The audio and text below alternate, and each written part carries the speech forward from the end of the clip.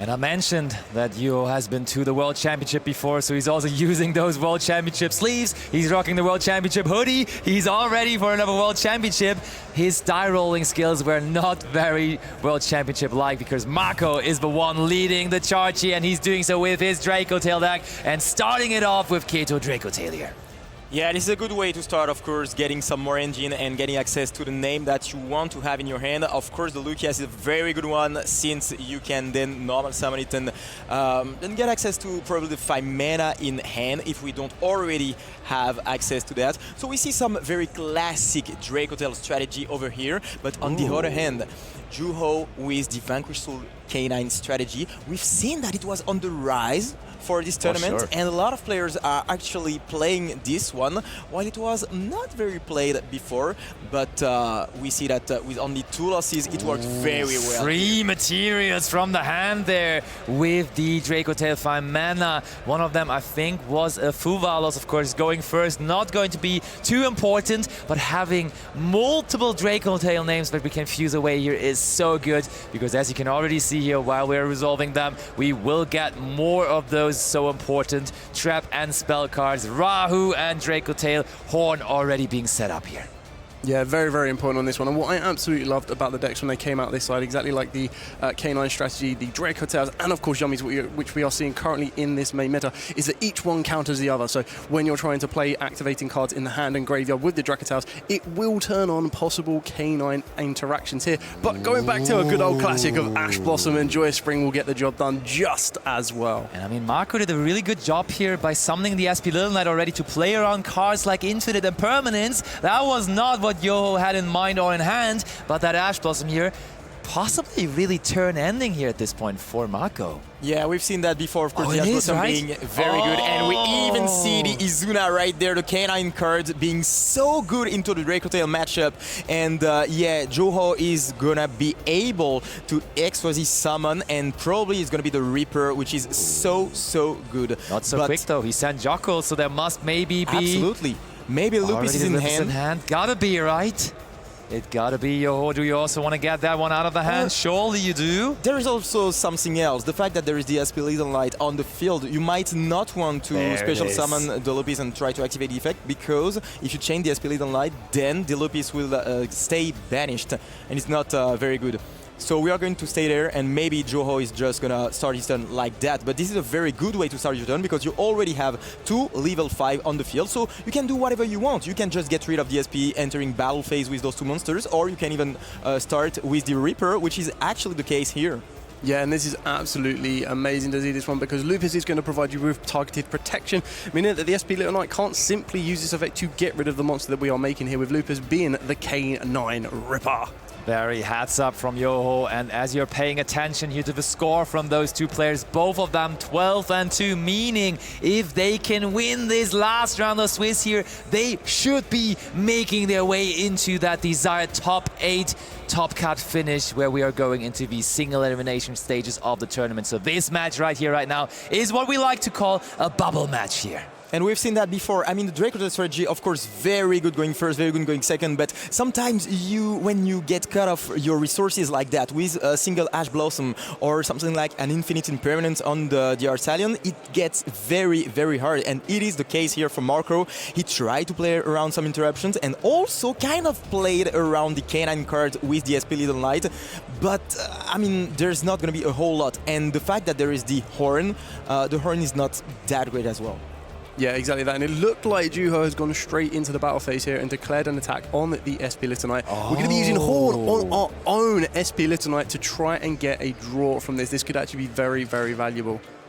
I mean, you're going to have to draw very well here, Marco, to try to stay in this game, because Juho, it didn't play a lot of cards, to be honest, so he might as well have a lot of cards in his hand to keep playing.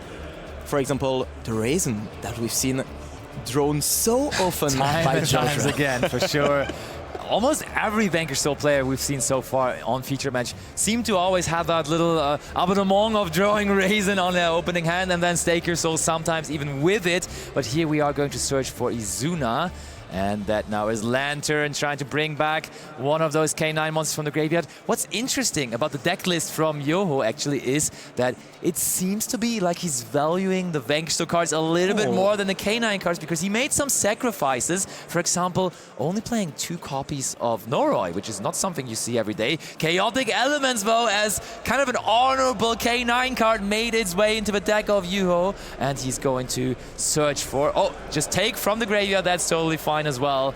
And he has more K9 access right away. I mean, this is very good. Of course, Marco, he wanted to just cut the access of Joho to some more monsters with the Ghost Bell, but with the Chaotic Element, you are able to just get back the Jocool and get access to those monsters anyway. So let's see what Joho decides to show. It's going to be the Lantern, and it's already huge, because you are going to be able to search with the Jocool as well as the Lantern, which is currently happening on the screen, and then you generate so much advantage that Marco will not be able to just get back in the game. Yeah, I feel we could be seeing one of those 2 Noroyas here, because the normal summon has not been used, and Marco still has more than 2 cards, or 2 cards or more in his hand, so that does make Noroi a normal summon, even as it is a level 5. We already got to see the Ghost Bell stop the Lantern being able to try and revive from the graveyard. That's where Yokel comes into play here, and it's starting to really pick up a bit of face, but we also still have the...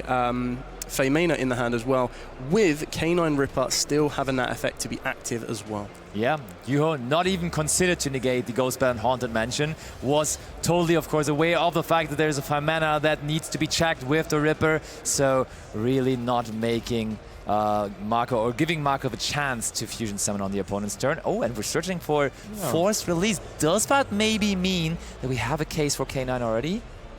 Very possibly. Ooh. Wow, and we even have access to the Vanquish Soul cards.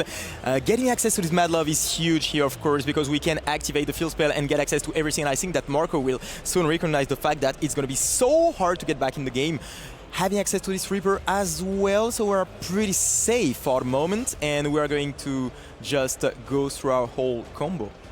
Yeah, very well piloted there by Yuho. Unfortunately, Marco has tried to do what he can at this exact moment in time, but I felt that Yuho could have probably held back the Vanquish Soul cards themselves, and maybe at this point of the tournament, Marco knows what his opponent may be on, but being able to kind of hold back as much information as possible, but being able to go with the Dr. Madlove is going to be very, very extra on this one here, just to kind of cement a very strong position in this game number 1 for the all-important round 15. Another thing given away here, but that is the usual trend at the moment for the Vanquish Soul K9 decks. There is no trap card, no Vanquish Soul Snow Devil in the main deck, as we did not search with Dr. Madlove. Of course, we could still just set it in the end phase with Vanquish Soul Star. That would be possible, but the usual approach to the strategy at the moment is to just not have that card in your main deck. Oftentimes, though, it will be in the side deck. And to be fair, I mean, this deck is very impressive. The fact that the K9 cards are able to interact so well into the Dracotail strategy, as well as having a lot of non-engine, to be honest. We saw the Ash Blossom, we saw how much the Reaper was good into this matchup, and after that, being able to just play all these Vanquish Soul cards, I mean, this is so hard to stop. It is, and this Vanquish Soul K9 deck, and the K9 cards in general, they are so popular this weekend again, because that is what so many of the top level players have figured out to be a good solution against the Dracotail deck. Dracotail is the most represented deck in the room, so you gotta find answers to it, and the answer may just be K9 Izuna, K9 Noroi, and the rest of the K9 bunch. I mean, this is so much interactions right now. We still have the Reaper. The Reaper has not been used, and that is huge for Juho there. Because, yeah, you are still able to negate something like a Feymena, and we still have the Caesar values, so you can destroy something. You have the Nash Knight. That's a whole lot. One interesting thing, by the way, is that we didn't see the Nash Knight being activated. Sometimes we see that to get access to the number C104, but this time we decided that this card is probably better on its own. Yeah. I feel like it is. Nash Knight is definitely a little bit more premium in this scenario, because it can do exactly what we may see here, is it can kind of absorb the Mululu, and it gives you a little bit more of a dilemma, because then you might have to use that Feymena that is in the hand as material rather than using it via its effect, which of course would be caught by the K9 Ripper. So there's a lot of back and forth that might start to proceed here. It's going to be very interesting to see how Marco proceeds in order to kind of pull this field apart that Juho has been able to kind of put together. And yeah, we are going to react right away. Juho activated the That was Rock of the Vanquish, yeah. Absolutely. And are we immediately going to also use Force Release? There's no way, right? We would just rather want to keep the effect of Ripper, don't we? Oh, he's considering it. I think so, but we could... Oh, it's yeah, been that's way better in my opinion. Yeah, I wanted to talk about that. The fact that if you use it right away, there is no way Marco can just get away with it, because even if you chain something, the monster that you will summon will just get absorbed by the Nash Knight. So very well played here from Juho. And now, what can you do? You've used your normal summon. There's not a whole lot that you can do against this, and I think it's gonna be it very soon. And okay, we are still fusion summoning, or what is this? Did we activate the effect of Malulu maybe as Channeling 1? We did, yeah, we did. So we used priority there for Marco, and I think it was the right decision. Otherwise, Juho would just have taken priority and used the Nash Knight effect. And so we still have the Arsalian here. I mean, you get some resources back, so it's not winning yet. I mean, this is pretty good, honestly. Look at this. It's good, yeah. Absolutely. I think the most important thing with the Nash Knight was to make sure that the Mululu couldn't be used as the fusion tool, because the non-target ability would straight away kind of make that Ripper less of a threat, and that's where the Fey Mana from the hand could then possibly be chained before it can upgrade itself into the K9 Werewolf. Totally. Absolutely right on that. And it looked really like Yo was completely pushing this game into his direction on the last turn. But Marco now with a Chainlink 4, I believe here, is just really, really pressuring back and may find his way back into this so important match here on the bubble in round 15 of YCS Bologna. But I mean, Juho is still in a very good situation, to be honest. The fact that you have access to the field spell for the Vanquish strategy is very good against Dracotail, because you have the ability to protect the monster from destruction. And on top of that, you still have a lot of interaction. Having access to the forced release is very good, because you can then special summon the werewolf from the extra deck and just get rid of one card in your opponent's hand, which is crucial against Marco's deck, against the Dracotail strategy, because you want to have access to those monsters in hand to be able to fusion summon. We're destroying the Ripper, so we don't have to worry about it anymore. Wasn't able to use its effect, now gone. And that means that Forced Release all of a sudden that you were just mentioning also shot off. So I'm not even that sure whether Yo isn't that great of a situation anymore. 2 fresh spell cards from Marco too. He is getting back into this with no mercy.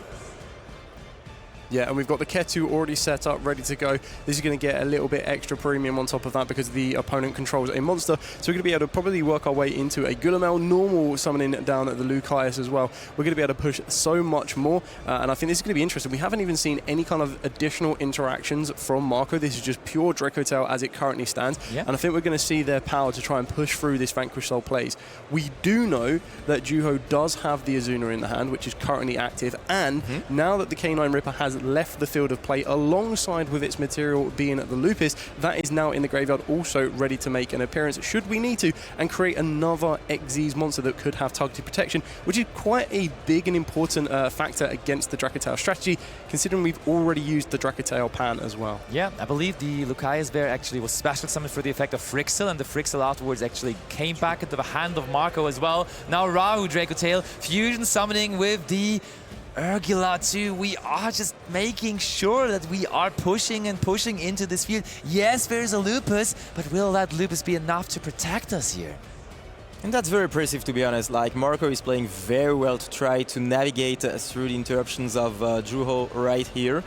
We see the Gulamel being special summoned, and I believe that apart from the Izuna, I didn't see some interactions in Juho's hand. Yeah, I think we revealed the Raisin and a Lantern. Yeah, possibly the Lantern on this one. But even then, we still have the Vanquish Soul start. Not that it's doing too much right now, so keep that in mind. But it is there. Yeah, it's exactly there. It's still floating around. So if there is a Holy Sue in the hand that we still don't know of, that could cause a few more issues. Destroys the Force Release, because why not? We could just clear it off. Sets the Sting. sets the flame, and all of a sudden, the state of the field has completely turned around. It was full of monsters for Yoho just a second ago, and all of a sudden, Marco is the one with 3 set cards and 3 monsters, even more importantly. And still we have the K2 Dracotail being activated, and that is actually very impressive. To be honest, I didn't expect Marco to get back in the game that fast and that well. And Juho, I mean, all the interruptions, all the interactions that I talked about a few minutes ago, they are gone right now. Yeah, and that should be a lesson for everyone watching at home. Like, the modern Yu-Gi-Oh! Is so deep. It is so about the very little plays, and then a whole situation can just turn around. It looked so one-sided for Yoho there, and out of so little, managing the resources perfectly that Marco had there, he is just coming out so strongly here. Yeah, this is the one other benefit that I quite like about K2 Dracotail is it doesn't restrict you as much as Rahu Dracotail, making you directly go into a Dracotail monster. So it does open up the extra deck of Marcos a little bit more. And I think with possible spellcasters and dragons in the graveyard, there could be a very good choice here to allow this field to present itself a little bit more and maybe push to take the advantage in this round 15. With fusion summoning, what even is left? What do we even want here? Oh. Is that Secretarion? Or Mysterion again? I think it should be Mysterion. It is Mysterion again. Mysterion is very good into this matchup because you can literally, on resolution of a special summon, banish the monster, and that's very good, of course. I mean... But what's going on? You don't see Mysterion the Dragon Crown that often, to be honest. And now in 2 featured matches today, we saw him twice. There's Ghost Spell to deny the Lupus anyway. So is this just our ticket for game 1? Okay, Izuna to put up some defense at least here from Yoho's side. But he banishes it right away. Is there something else? Marco takes game 1! And the Italian crowd is celebrating him because that was impressive. That was not to be foreseen after the second turn of Yuhu there. And that is bringing him 1 step closer. 1 out of only 2 steps required for a top 8 finish here. So he must be feeling good after this one. Yeah, it is very impressive, to be honest, because after the first turn, after this Ash Blossom, I thought that it was done deal, to be honest. I thought it was over, especially considering the fact that Joho was able to bring the Reaper on the field, which is so strong, held onto the effect for so long, even not negating the Ghost Bell while he could have done that. Totally. And yeah, after that, the field felt literally unbreakable, but that's where we saw the power of Dracotail. The Dracotail strategy was able to literally break everything part by part, single part by single part. And after what was, in my opinion, a very convincing turn, well, Marco takes the game 1. Yeah, he did. That is the absolute beauty of Yu-Gi-Oh! In general. The fact that no mountain is too high to be climbed, no field is too strong to not be broken. Not even the rock of the Vanquish, right? Exactly that. So it's been absolutely amazing. So both of those players swung it back and forth in their favour. This is what we want to be seeing, especially in this last round, moving into that all-important top 8. We want to be making YCS Bologna just as special as everything else. And these duelists have not disappointed us this entire weekend. And these games we are watching are absolutely amazing for every single viewer to be seeing. Back and forth, back and forth. Do not give up. Full-on determination. This is peak. Dracotail is the most represented deck for a reason, right? And we saw it here when you can play it so perfectly.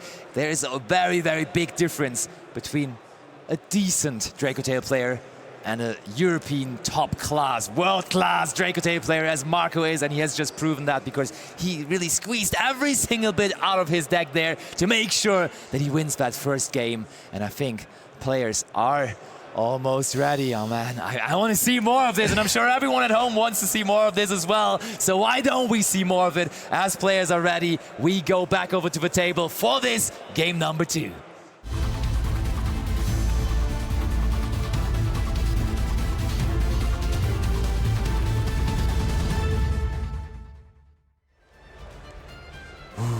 There we have it, last card before the action gets back up and rolling. You do not want to break here in any capacity, and sometimes that is the problem with Vanquish Soul. So let's see what Yoho's hand has for him here. Okay. I hope there will not be a caster curse, to be honest. But yeah, I mean, the Purulia, we've seen that before, and this is a very good card. It is back into the side deck of a lot of players, and the Purulia is of course very good against the Vanquish Soul and against the Canine strategy, because you will special summon a lot of monsters from the hand. Here we can see that the Dracotail is special summoned, and I mean, what can you do to play around this card, playing the Vanquish Soul Canine? You cannot go into the full field, but Holisio is a good way to try to play around it. I mean, Holisio can just stay in the hand, right? That's the beauty of it. You don't need to summon it in this turn because it is a quick effect. You can just hold it and then summon it out on the opponent's turn, not giving any draws into the Mulchami Purulia. So I think that you can still choose to special summon it and then to special summon from the deck to get a little bit more advantage, get access to your resin, and then on the following turn you still have access to some more resources. It's all a game of balance, you know. Yeah. Do you want to give a draw to your opponents, but knowing that he plays Dracotail? that's the thing. And I mean, what can you accomplish? Like, what do you need the 2 turns of searches for? I think whatever you want to search on the first turn can still be searched on the second turn. Therefore, I think it's probably just the correct decision to hold one of those Holisus to then just work with it on the opponent's turn. Forced release is being set here, so that is, once again, it didn't work very well in game 1, but maybe this time around it's going to help him more. It didn't work at all, indeed. Ooh, normal summon. So that is another draw from Marco. And he's licking his fingers. 2 draws already with that Mulchami Purulia. Yeah, exactly that. I think this is kind of what we saw yesterday with Leo versus Joshua. So you can kind of push into a Fuos or a Purulia, but it looks like Marco is absolutely confident he's got exactly what he needs, because he's going to draw on Lockbird, which will not only stop Juho Green now to push a little bit further for his searches, but will also stop that Purulia, giving Marco even more draws. So it's very good when you see that happening, because you kind of value and know exactly where these interactions are going to be coming from. And seems like Juho was fine with that as well, because he had the chance to possibly negate, of course, control Lockbird with the Ripper, but he's like, okay, I will accept the fact that that is now the case. And I mean, maybe we have more Canine cards in hand to actually even profit off of the fact that we can now for free summon from the hand once more. But let's look at this. You're looking into his own extra deck. What are the options that we're carefully putting into that before the start of the tournament? Yeah, I believe that we definitely saw a Canine Lantern, so we could possibly see him going into a National Knight would still be very, very important. And as you mentioned it in the previous duel, we could see ourselves going into a C104, which could cause a little bit of issue for Marco here. So maybe the draw was a little bit kind of premature, but we're still going to see how this is progressing, trying to see what could be presented. We kind of should know the Vanquish Soul Canine strategy from this point on, and I feel that Holisu being held for the next turn could be a little bit more impactful as well. And once again, we see that the Reaper has not been used, and I think that is very clever. You know, you want to use the Reaper for a very, very important card, and this card being most of the time the 5 mana, which is so crucial in the strategy. So Joho recognized that and decides to stay with this card on the field, not using the effect. And once again, we see the Nash Knight. It stays like that. We keep the Nash Knight on the field, and I think that this is very clever. I mean, this is way better in this matchup against the number C104, because, of course, you can literally chain block all your effects. Yeah, I absolutely love the fact that we're trying to keep Lupus under the Canine Ripper as well. You kind of saving that, and it looks like we're going to see a Nibiru, the Primal Being. This has to be answered here. Are we going to value the targeting? Yeah, that is going to be instantly answered. Do we have 5 mana after that? That is the question. No 5 mana, but still, Reaper is not here anymore. I mean, it does not have any effect. It is still there for the first release, but, I mean... Starting with a Purulia. Which is actually good. It is good. I was saying that just keeping a possible Holisu for the opponent's turn is the way to go. But now you have to deal with the exact same card once more. Branded Fusion. What a way to start to try to break the field of Juho. I mean, this field looks very breakable, but with a Branded Fusion, I mean, it looks very good for Marco right now. What are we going to send here? What are we going to go into? We saw multiple approaches, either going for the Sanctifier Dragon or for just the regular Albion.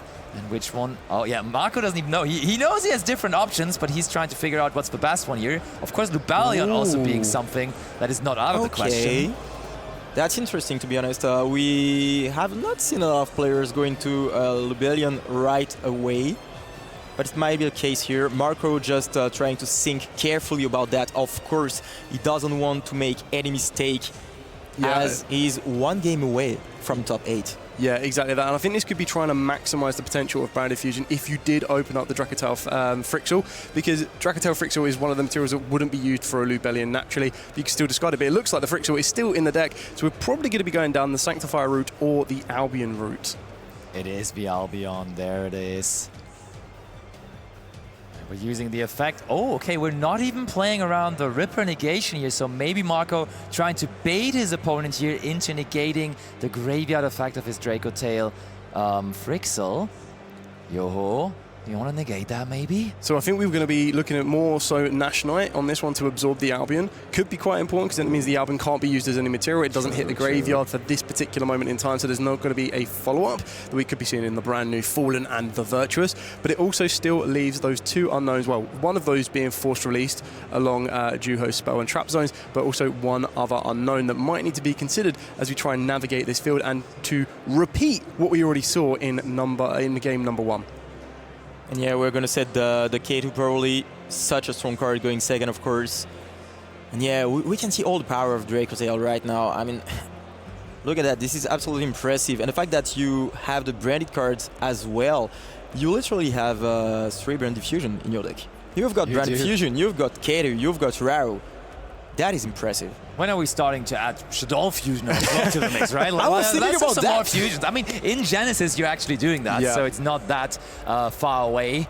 But Marco, not with a Shadow Fusion in his deck. I think his deck is still pretty decent already. I don't think he needs the extra fusions. So let's see what route we're trying to go for here. We have baited out the Nash Knight already, but there is still plenty more to deal with. Yeah, a couple of different options we could possibly go into here. So I think we're looking at the Secturion Dragon. That could be the one that enters the field of play. Okay. Remember that we have Albaz in the graveyard, so bringing back Albaz off of the back of this Secturion Dragon's effect could trigger a chain of events, which would be very, very interesting to see. Okay. And yeah, of course, but keep in mind that there is the force release, which could deal with the Albion, with the Albaz. Sorry, of course. Correct. Still a very good way of trying to draw out that force release, which is what we might see here. Exactly that. Yeah. So well called on that side. But it definitely kind of puts a bit more pressure on Juho now, because now we're trying to pull out these cards without investing as much into the field itself. We're getting rid of the Ketu Dracotail. So this could be quite interesting if we have another one. But it looks like Mululu. That works. So that's very interesting because this time the K9 Xyz is on the field, and this is very interesting because we are going to get rid of one card in the hand as well as having knowledge. So we see two Nibiru's and an Effect Veiler. This is not a lot, to be honest. We are going to get rid of one of them till the end of the turn, and yeah, that is very, very important. That is crucial to be able to resolve, in my opinion, the force release, to be able to use the interactions, the interruptions as good as we can.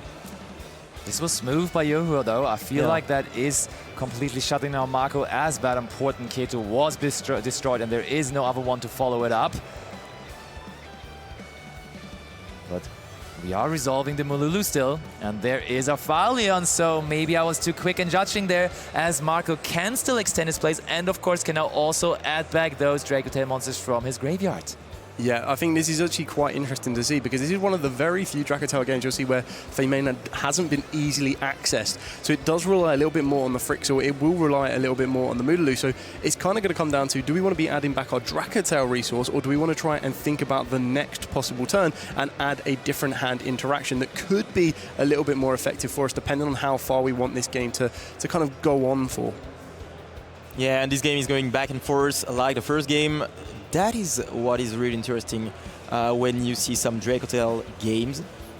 Are we adding back a Perulia? That can't be right, with that full field there. I don't think so, to be honest. It must be the Nibiru or something like that, no? Yeah, okay, the Perulia goes back down there in the graveyard. For a moment, I was like, he put it on top, so I was like, nah. Wouldn't make a lot of sense, to be honest. Okay, but here it comes. Also, I think we pointed towards the Rock of the Vanquisher there as well. Has that been used this turn? No, right? No, I don't believe so. I do think it's also, I think this might be playing on the back of Marco's mind right now, because he's still got the Sectarian Dragon, and at the moment, with only Moolulu and Frixel in the graveyard, they are the only Dragon and Spellcaster that could possibly be used as a revival option here. So that might have changed why he wouldn't add back the Frixel rather than Nibiru, because I now believe we have 3 Nibirus in hand. Lupus. So the Lupus is back on the field, and this is very interesting because we are going to get access to another Xyz 5, and it might just be the Reaper. The Reaper, which is so good in this matchup. I think Joho is just considering his options, and he's going to summon that. I don't think like Could some be cards. Jax as well, maybe? Jax would be good. I think Valen doesn't make sense, of course, against the Dracotail strategy, unless you want to book the Secretarian, but that's only going to be Valen. Okay. So I guess we are going to book the Secretarian, right away, which is going to go face down. So it is still going to be usable by fusion material, but Now, in the beginning, preemptively destroyed K2 Dracotail in the hope to get rid of it entirely for the rest of the turn, but Marco found a way to replace it, so this K2 Dracotail will resolve now. And what we have seen throughout the entire tournament so far, when K2 Dracotail resolves, it is doing quite some damage. Yeah, I suppose this is going to be quite interesting to see exactly what kind of material you want to use from the hand, because remember we still have Pan. If you want to get 5 mana into rotation, you might want to consider that, but it might be a little bit too late to kind of utilize it. The best thing, I think we're going to be eyeing up the Urgula and possibly the Pan, so one of those two might make its way here. I feel that we know all of the monsters on the field. Apart from the Rock of the Vanquish, everything's kind of been used, so Urgula might be the safest route. Yeah. Considering that one card along the Spell and Trap Zone is still unknown, could be a massive turning point in this duel right now. True, absolutely, and Marco is just considering his options. It should actually be the Urgula, I guess. Oh, it is 5 mana. It is 5 mana.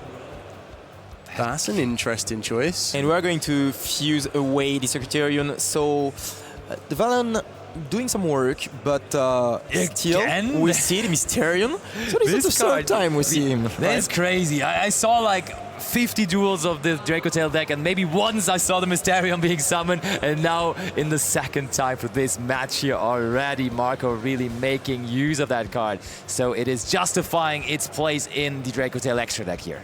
Yeah, Mysterion is the new Arsalion being used in every single game, literally. And it makes a lot of sense in this matchup, to be honest. We are going to special summon finally the Gulamel, and we're going to be able to destroy another card, I guess. Is there a response from Juho? Chainlink 1, the Urgula in the graveyard, and if there is no response, that would mean the Gulamel comes after. But hard-drawn trap card. Snow Devil, how many reveals do we have? 3 attributes, maybe? It wasn't 3, right? It is 2 for the moment. It was only 2, yeah. He was done revealing pretty quickly, so I don't think it was 3 at all. 2 would still not be horrible. And just chaining. So this is very important here, of course, for those who watch currently. We don't want the Gulamel to be able to destroy things on our side of the field, so we decided to chain the trap card so that the Gulamel cannot respond directly to a Dracotail card activation. So yeah, we preserve part of our field, but Marco doing a good job, to be honest. I mean, Juho doesn't have the full field, but still. I mean, it's a repetition of Game 1, kind of, right? Like, Game 1 started with Marco, of course, opening up the play, but then Yoho breaking his field entirely and setting up a field afterwards. And this time, we skipped the part of Marco starting up the duel, but Marco again playing into a field of Yoho. You're really, really, really good again. Yeah, so this is quite interesting as well. We've only revealed 2 different attributes. One of them was being Holly Sue, and then another one of those cards. So it kind of shows that there might not be the right attributes you want in the hand to reveal for the Holly Sue as well, which kind of stumps Juho a little bit. It kind of shows the fragilities or the crack in the Vanquish Soul Canine structure and armor a little bit, because making sure you have the right attributes is massively, massively important. But we're seeing Marco here very well putting together a field to try and combat exactly this. And it's very nice because it's 4-3 at this exact moment in time on the monsters against each other. And it looks like we're going to be using the Arthulion to try and tackle that Nash Knight. And that's very interesting because, of course, we are going to enter battle phase and try to just destroy the Nash Knight and every single monster that we can. But we are not going to be able to get rid of the Canine Werewolf, who is pretty strong, actually. It is, and I mean, That attack, I was just wondering, right?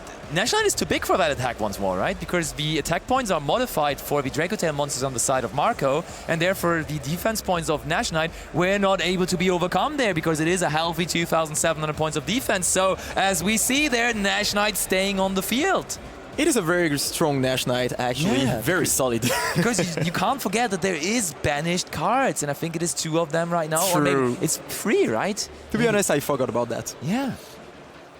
The attack modification is still applying. Oh. We're still discussing. Wait, hold on. How much is the reduction? National Knight has 2,700, but then it is... They're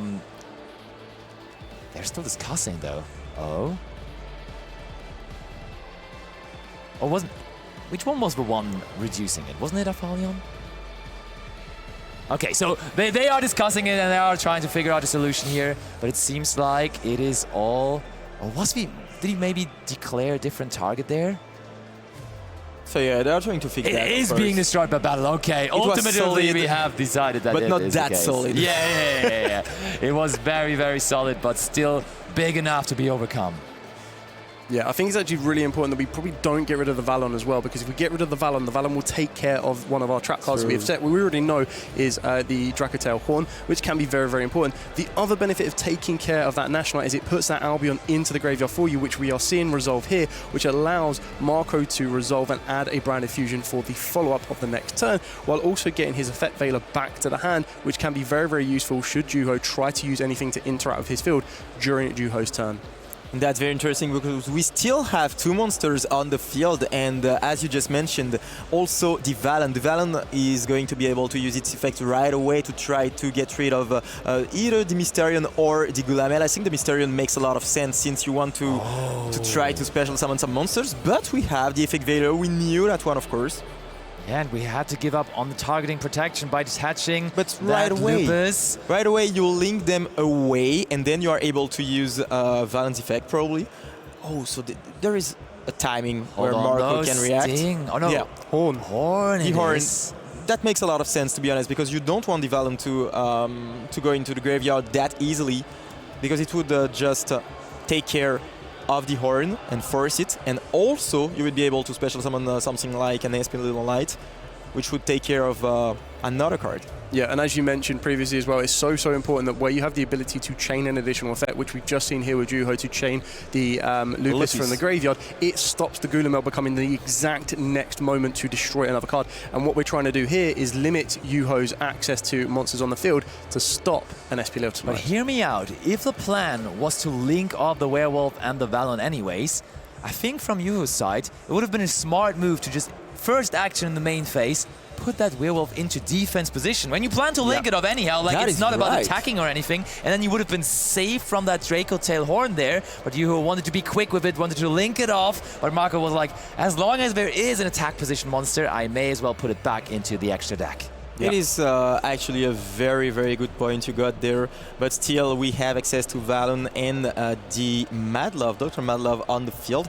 I mean, it's still going to be very hard because Marco is going to be able to just fuse with 5 mana, and we are going to chain, of course, the Dr. Madlove. We don't want the Gulamel to resolve, basically. That's true, and I think that means now that we can change the battle position of a monster there with the Dr. Madlove, right? But still, we will be able to resolve that effect of 5 mana, of course. So we revealed a Dark Monster, which was just another Dr. Madlove. So we are going to make probably the Arsalian lose some attack points. Yeah, the Dr. Madlove revealing the Dark makes sure one of your opponent's monsters lose 500 attack and defense. Okay, fair. Yeah. Oh, but they're... Okay, we're fusing with the Ash, right? That's interesting to see. That is a statement. Indeed, a statement. I mean, maybe if we go into Aphelion, of course, we could quickly recycle it as well. But is there another Aphelion even for him here?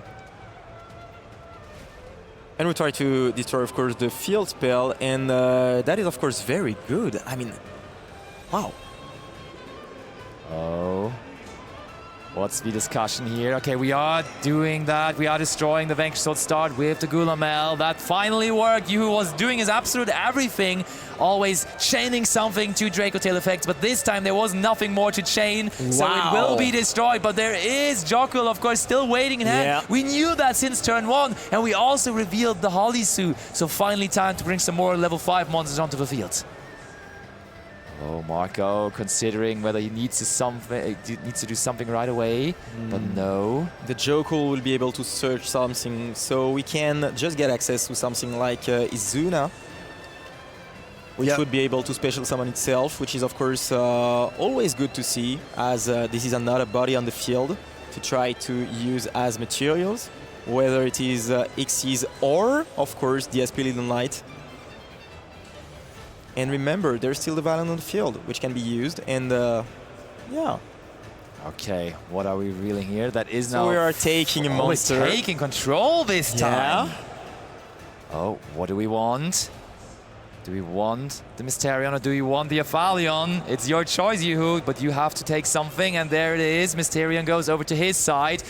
Usually you see the Vanquish Soul Holisu effect to special summon from the deck, but of course this one also nothing to sneeze at, just a casual snatch steal there, taking control of that big fusion monster. That's pretty good because you can just link it off right away and use it as a material for something like Aspilidon Light, and you get rid by the in the same way from the Gulamel or something like that. I mean, that could be something. Carefully executing here on Yuhu's side. He doesn't want to make a mistake. He's down a game. Every mistake for him could mean he's out of the tournament. But still, with now below 15 minutes in time, this is getting even more intense, with that time factor now also being something to additionally consider. And there is a Reaper, of course, very good card, crucial card. We've got the Ash Blossom, and we are going to decide if we negate it or not, but no negation, of Didn't even course. think about it. He didn't even blink and immediately said, sure, that's fine. Alrighty, I'm keeping the play going because I rather want to have that Ripper effect to negate something such as Nibiru or Fimana. And, okay, that's a Link summon now. The Saryuja? This Saryuja probably is going to hit the field. Very good card in the Vanquish Soul K9 strategy. Of course, the fact that we have less Vanquish Soul names, but still we can get access to Saryuja thanks to the addition of Noroi, which brings so many bodies on the field and lets you get access to the Vanquish Soul cards as well as some non-engine, which are, of course, very good. Cards is crazy. Of course, you have to put the majority of them back to the deck, but still filtering for your deck makes it so appealing. On the other hand, Marco, sneakily enough, summoned that Aphelion into a zone that the Saryuja Scaldred is pointing to, so even his monster, his Aphelion, is now a little bit bigger. Okay. Has Yuhu decided? I think he's still trying to figure out what the third card is that he wants to return to the deck. Must have been a lot of good cards that he drew there, so that he doesn't even really know what to give up on. Yeah, I think we're going to have to start taking the clock into account right now as well. So this is something we might want to be pushing as far as we need to try and kind of clear this game up. We're going to go reinforcement of the army. This is going to directly get us into our Vanquish Soul Arisen right here.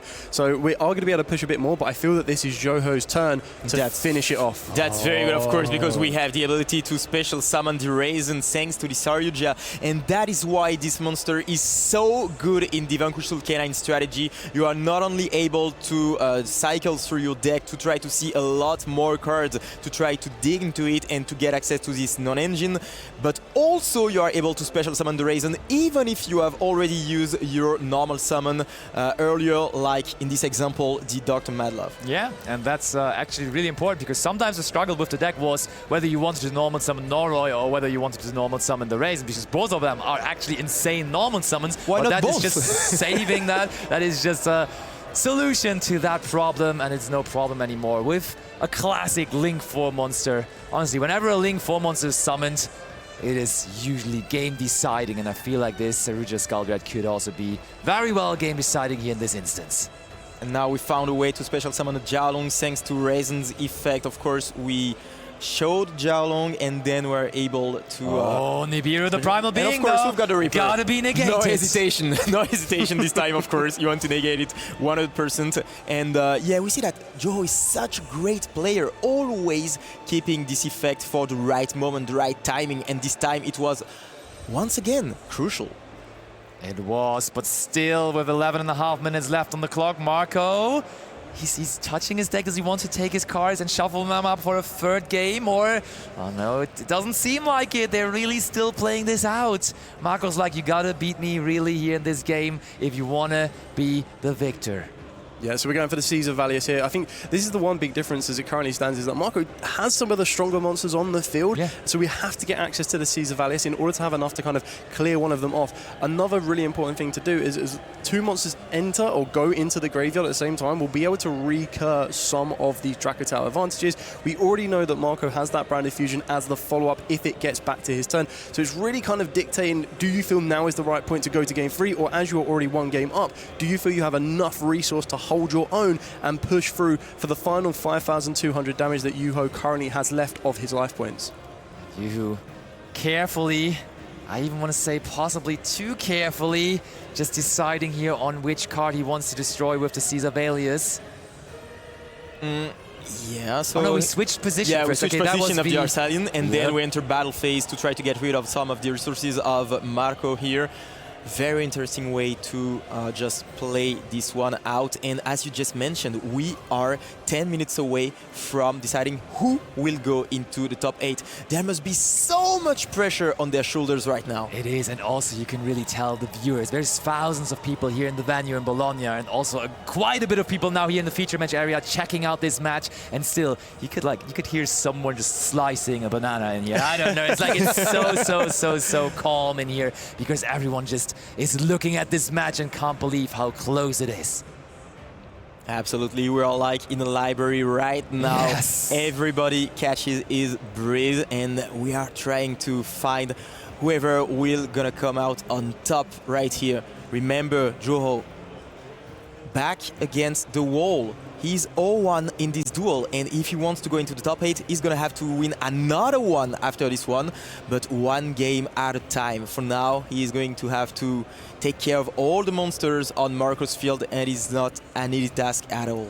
Yeah, I think this placement of the Arfulion from Marco is actually causing a couple of issues here, because going to that zone that Skoldred is pointing to is giving him the additional benefits, and it's kind of made Yuho kind of forget about those additional benefits that are being provided there. Just made it a lot trickier to push through in that particular battle phase, still giving Marco a very good chance to be taking this on the next turn. Yeah, and that's what also Marco was reading up on again, because it's not only attack points, but also defense points that you're gaining from Saruja Skoldred, and therefore it is still sitting there on the field. Marco's life points barely damaged to that turn, still with the lead, but the lead in life points doesn't necessarily mean under the new time rules that he's also just winning that game. They have to finish this game and this match in 8.5 more minutes, and it is the turn of Marco once more here. And it's all about resources right now. 3 cards in hand. We are going to switch back the Arsalian in the attack position. Do we have what it takes to just get rid of the Caesar values, but also the Espilion Light? There is the Reaper. Still no effects on the Reaper because we used it during the last turn, but there is the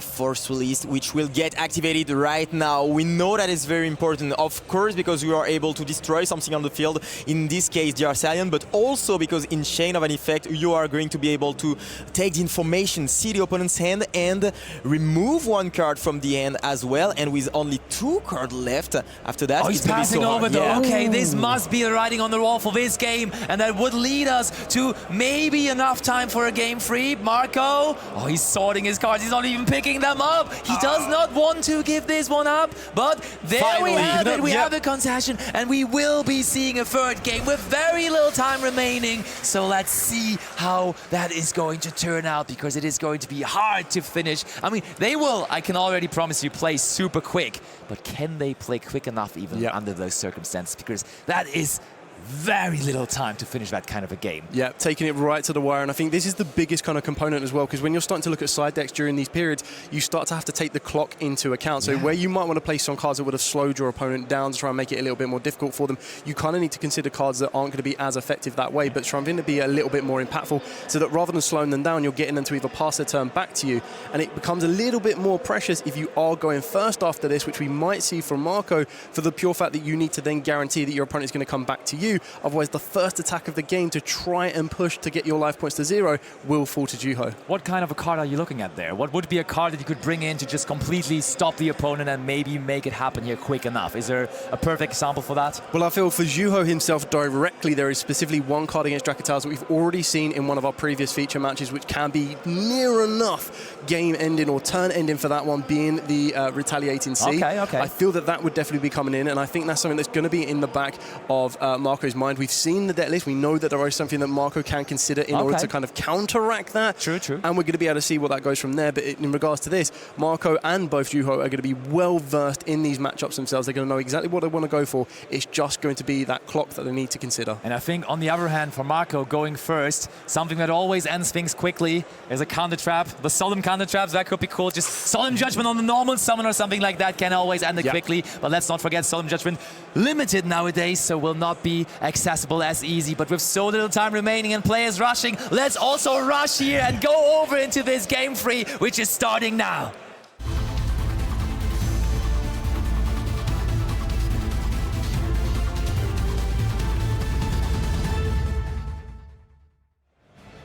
Highest of stakes, only one of them possibly to advance into top 8. Who is it going to be? Marco for certain will be the one starting it off here with the normal summon of Ligrius. That's good. That's good, actually. And as you just said, gentlemen, we need some high-impact cards right now. We don't want our opponent to play too long, of course. We want to stop the things as soon as we can. So do we have something like the Retaliating Sea? That is going to be the question right now. No response. No answer from Juho, and that is huge, actually. We could have something like the Retaliating, of course, but we're going to see something, maybe if there is some Mulch Armies or something like that, because this is also very good. Prosperity. So we are looking at 6 cards here, interestingly enough, that I think is a card I believe to be in the side deck of Marco. So we were talking about options for going first. Marco just likes to have a more consistent deck when going first, so siding that card in makes total sense. But we're struggling to find 6 cards to banish here. Come on, Marco, every second matters, so you better find those quickly here. What are we giving up on and what are we revealing? Okay, it is resolving. What do we get? Troll, Malulu. Oh, look at that. Light and Sublimation Dragon there revealed. That's another going first option in the side deck. Absolutely, very good card to try to play around something like the Retaliating, but of course we've Droll. already checked that, and Droll is a Droll. very good answer. Of course, this is very good into the K9 and the Vanquish strategy, trying to limit. Oh, but there's Fuvalos. But we have a way to play around that, thanks to the Droll. Double Fuvalos! But you said it, we have Droll and Lockbird in our hands, so maybe now a consideration to use it on our own turn to deny additional draws for Juho here. I mean, I think so. If you don't want your opponent to draw that. On the Arcadian, this is one of the best interactions. Wow. Of course, we don't want Marco to get some more resources. And here, Joe, what a hand! We want some high-impact cards, and that's some. Wow, Juho, and cold as ice, right? When you look into his face cam, he just drops both cards like it's nothing. He's ready to win this here, but still time ticking lower. 3.5 minutes now approaching, and Marco's still resolving his own cards. Marco eyeing up the exact cards I would expect it. I expect all 3 of these trap cards set, pass over to Juho. Juho then needs to navigate with pretty much a balanced hand limit right here now. Navigate through all 3 of those trap cards. And Azuna's going to be added even more. This is huge! This is actually huge! We're going to get access to another Xyz5, and it's probably going to be the Reaper as usual, as we've seen before. That is actually a very good situation to be in. Does Marco have anything? Nothing on resolution. You know what would be crazy here? This is a very good Zeus line, but I mean, with only 3 minutes remaining, do we want to sacrifice our battle phase like that? A protected Zeus for the Lupus would be huge, but maybe we don't have the time to do that anymore. It would clear up the entire field though, which may make it worth. We're going to special summon the Reaper, of course, and that's very, very good. Getting access to the Reaper at the start of a turn, and Marco, I mean, wow, he still has to draw on Lockbird though, but the Reaper can negate it, so it is pretty difficult for him. And remember, Reaper 2 effect. minutes and a half on the clock. Very, very important here, keeping the K9 Ripper in defense position, because not only do we maintain the targeted protection, but we're going to be stopping the draw straight away. Oh my, a little over 2 minutes. This is really intense. This is deserved Holly to be our last round. Holly Sudo! That is huge! That is huge! he will be able to special summon the Olysseum defense position, and being able to special summon something from the deck would be absolutely amazing there. Marco doesn't have a lot of things to try to prevent that. Of course, we know that there are the 3 trap cards, but which one will be really effective against that? Okay, Jalong and Jokol revealed. Vela. Oh, that's a good one. The good old Holisu. Marco giving it his all. Oh my, not even 2 minutes remaining. How are you going to do this? And now we know everything on the side of Marco. We know that there are the 3 trap cards, but no more cards in hand. So Joho, he can just play with full knowledge. Does he have what it takes to try to... Oh yeah, Noroi is a good one. Bad. Ooh, can we normal summon Noroi? There's Oh, not he doesn't have enough cards in Marco's hand. You're right. There's no cards in hand. True that. And Joho realizes that. 1 minute and 20 seconds on the clock. Ooh, that took some precious seconds off the clock as well. That ain't helping at all. Needs to make the decision what we're bringing down. So it looks like we're going to be trying to bring down the Noroi with the Dracotail here. We still know that there is Sting, we know there is Flame, we know that there is Horn as well. Everything needs to go into defense position to try and play around that Horn. This is very, very defensive, but that's not what you want to be with 1 minute left on the clock and ticking down fast. Absolutely, and I think that Marco at some point will try to just activate something like the Sting to try to get a draw and maybe an interruptions to try to stop Joho from extending. I mean, let's face it, last round of Swiss, both of them want to go into top 8. It's hard to scoop in those kind of games, right? A double loss doesn't really help both of them. No. But also, like, nobody really can tell who's really going to win this one if it goes to full distance. But in 30 seconds, we ain't going to be able to finish this match entirely. I am almost certain. This is so stressful. Knight. Using the Horn or not? Yeah, oh, probably. Marco. You can use that on your own Arsalion, of course. But thinking a lot, Marco, and he doesn't take a decision, but he's fine. Oh, he takes it over, okay. Attach in. Oh, okay, keeps on going. Anything that goes into a tap position must be hit with this Horn right now. Going with Lantern with the Dracotail, and time is at 0. Is there much more to be done? Sting to stop the Lantern. Maybe we have a little bit of overtime. I think in between we had a slow play warning for Marcos. There is a chance, but there is a couple more moments. But oh, it looks like they have just been told. Look, I think they are debating. They're looking at each other. This does feel like a double loss situation, doesn't it?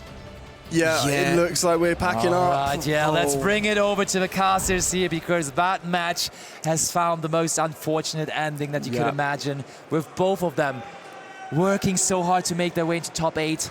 Quite possibly both of them will be denied of that. There is a chance. I think there is going to be a couple of X3s making it into top 8. We had that in Lille. Very likely going to have like a number from 1 to 3 players making it into top 8 as well here for this one too.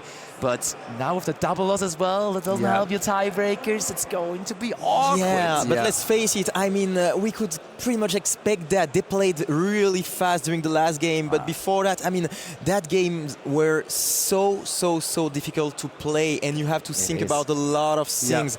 This is some grindy matchup. Every single interaction is very, very important, is crucial, and you have to think about a lot of things. So yeah, it was hard for both players to just go faster than that, and during this last game they tried their best to play as fast as possible, but as we just mentioned, this matchup is very, very grindy.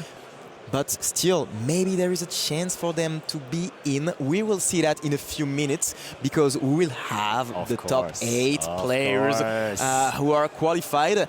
But what a day already. And with yesterday having those 15 rounds of Swiss, we had so many things, so much knowledge that we had from that, and I cannot wait to enter the top 8. I have a very interesting piece of knowledge as well. Yoho there with his Vanquish Soul deck, possibly now out after not having the opportunity to win this match. A very prominent Vanquish Soul K9 player in the tournament, though, will be part of top 8, as Joshua Schmidt has won his last round and therefore should be, with an X2 record, locked in for top 8. So everyone at home, I know there's a lot of Joshua Schmidt fans out there. Stay tuned, as he is part of our top 8, most likely, or almost to be confirmed. But of course, I'm not going to say anything. confirmed, as you never know. Everything can happen. But he's X2, he won the last round, so should be pretty safe, actually. Well, that's, of course, great to see. Yep. This match, the last one, no real winner, but of course still plenty of things happening. Therefore, I'm sure it is still worth to be discussed, and therefore we have our analyst setting up right now. Marcello will take a deeper look into this match there that we just saw with all those crazy interactions.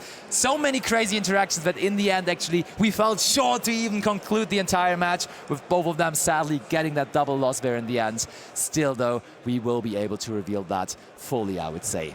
But I think he needs a couple more moments, and then we absolutely can go over. fine. I mean, it's been beyond a pleasure. 15 rounds of Swiss.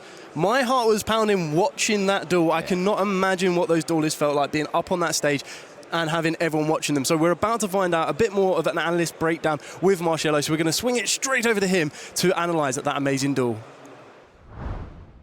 Thank you, Dale, and wow, what a match it was, truly.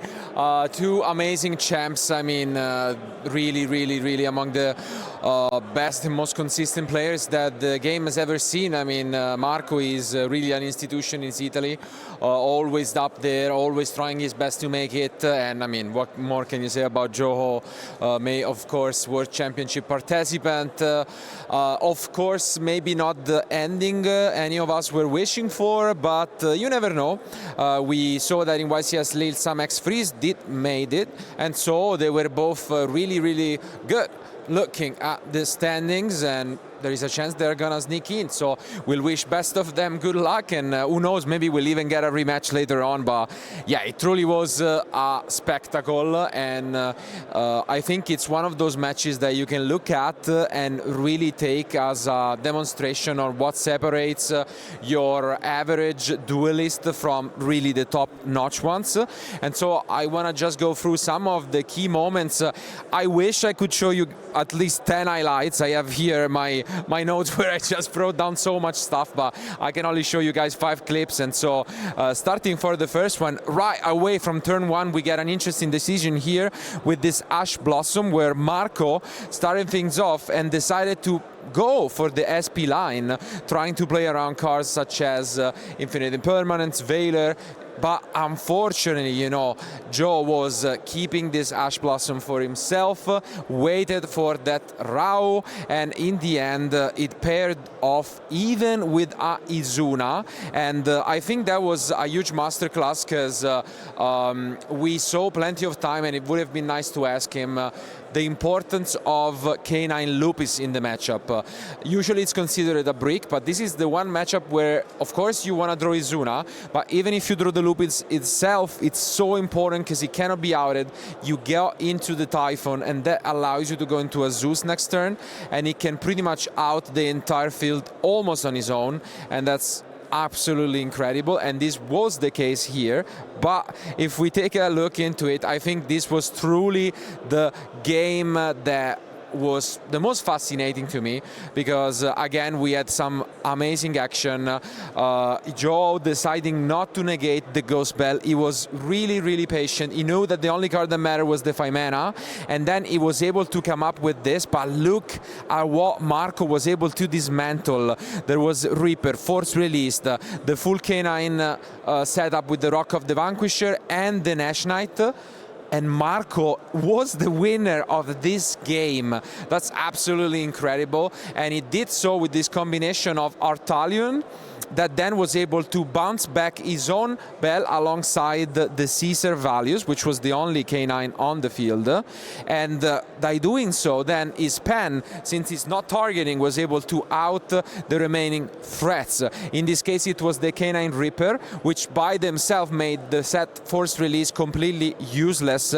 And by adding back only one card to his hand, that one card was the Ghost Bell, and that was also checkmate, because the Ghost Bell was later used to stop the Lupus. I think this was an amazing and really well thought out plan from the Italian that I think turned around a game that almost no one believed he could win. And I mean, this is just something special. But then we moved on to what he was able to do. Just look at this. If I told you this was the same game, would you truly believe it? I mean, really well done by the Italian, who turned the thing around. And this, as you can see, the last card in hand, the Ghost Bell added, stopped the Lupus, and this was game. So game 1 goes to the Italian. and in fair quick fashion, I gotta say, because there are still 33 minutes on the clock, and so we were not really predicting it to go into time. But then the next game is completely different, because there was a rough start with the Puglia, and I think although again Marco played it kind of flawlessly throughout most of the match, when you have so many decisions on your mind, it's tough to stay focused throughout all of them, and I think this drone lock was really one of the few mistakes that might have costed him, because if you see it at the end of the day, Joe was reflecting about using the Ripper, and then he realized, oh wait, this drone lock actually hurts him more than me, because it shuts down this Puglia, and now the K9 that I have in my hand and that I was waiting to use the next turn, I can just use right away here, and so he was able to advance all of his plays, keep extending, and pretty much setting up a field that was impossible to go out from. But then, I mean, just take a look at this ending real quick. It's 1-1. There are unfortunately only 4 minutes on the clock. The start is really good from Marco, because he finds a pot of prosperity, a card in his side deck 4 going first, and he gets the draw, but double Fuvalos from Ju. Plus, as you can see here, a very costly Artalion. It seems like Marco is getting into the game, but infinite impermanence to shut him down and completely dismantle the hopes of the Italian. Alongside, later on, we'll see those Fuvalos got him the Izuna. But what can you do? In this spot, Marco is still able to resolve his Dracotails. He set up all 3 trap cards face down, and with only about 3 minutes remaining when he passed the clock, I guess they just don't see a line where the match will be over. So I don't know, really, it was so much emotions. It was an amazing match. But now, thank you guys a lot, because the Swiss rounds are officially over. It has been 2 days, 15 rounds, but finally we are just minutes away from finding out those top 8 duelists. So thank you one more time, but now I think it's only a matter of minutes. Don't go anywhere. You don't want to miss out what's coming. Let's find out who will be the top 8 duelist. Keep watching, and we'll be back soon.